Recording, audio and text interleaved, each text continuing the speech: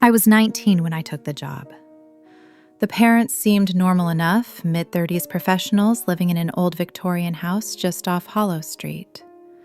The mother, Lauren, had big eyes that never quite blinked, and the father, Darren, spoke like he was constantly holding his breath. But hey, they paid well, $150 for one night. All I had to do was keep an eye on their 5-year-old son, Caleb, while they attended a black tie charity event downtown. They gave me a brief rundown.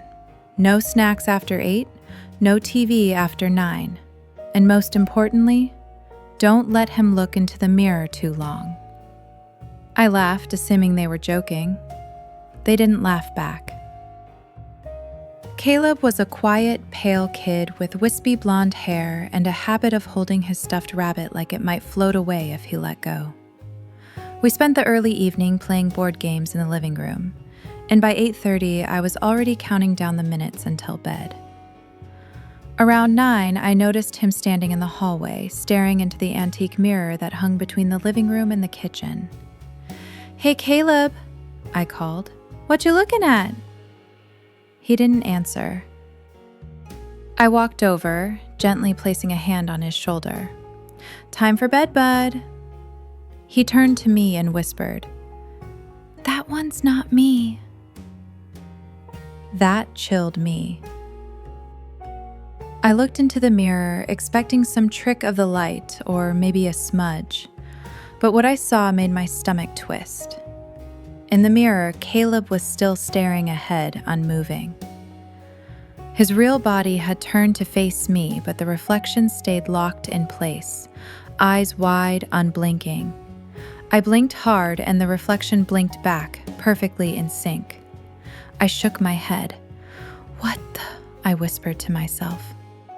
I turned Caleb away, walked him upstairs, and tucked him in. He kept glancing at the vanity mirror on his dresser until I finally draped a towel over it. "Do you want a nightlight?" I asked. "No, he watches better in the dark," he said. "Who?" I asked. The Caleb rolled over, clutching his rabbit tighter. I went back downstairs and tried to distract myself with my phone. Around 11:30, I heard footsteps upstairs. Soft, barefoot, pacing. I called up. "Caleb?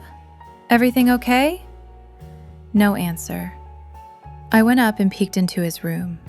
He was in bed, asleep, still clutching the rabbit. The towel was gone from the mirror. Now I was getting unnerved. I checked the bathroom, the hallway, the guest room. No one. But every mirror I passed felt like it was just a beat behind, like my reflection was lagging half a second, almost like it was deciding what to do next. I went back downstairs. That's when I saw it. The antique mirror in the hallway. Someone was in it.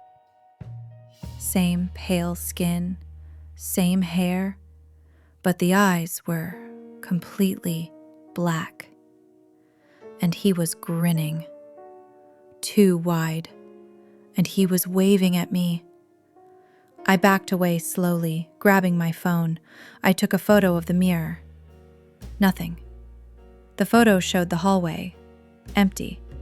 When I looked back up from the phone, the figure was gone. At 12:04, the parents came home.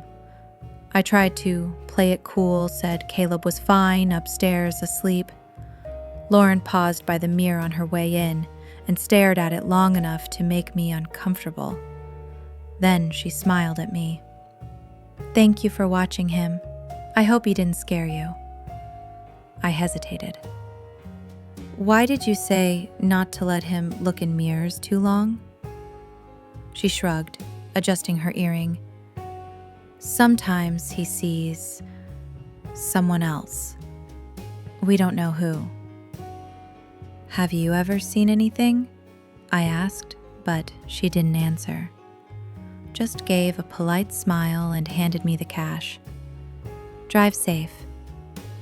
I got home, locked my door, and tossed the money on my desk.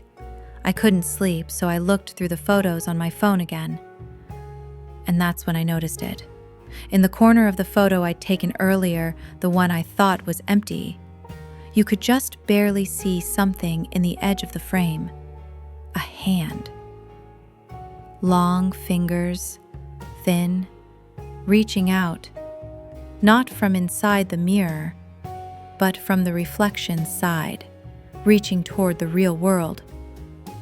I zoomed in, and I swear, in the next photo, the one I took seconds later, that hand was gone. Now, I can't stop checking mirrors, in store windows, in car mirrors, in my bathroom at night. I swear sometimes I catch a glimpse of him, that same pale face, that same grin. I tried texting Lauren, but the number was disconnected. I even drove by the house again, just to see. But the place was boarded up, the lawn overgrown, like no one had lived there in years. I was just there last week.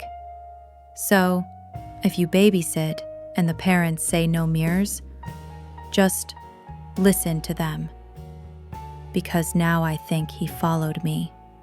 And sometimes, when I pass by the hallway mirror, I see a stuffed rabbit on the floor behind me, and that same creepy wide smile.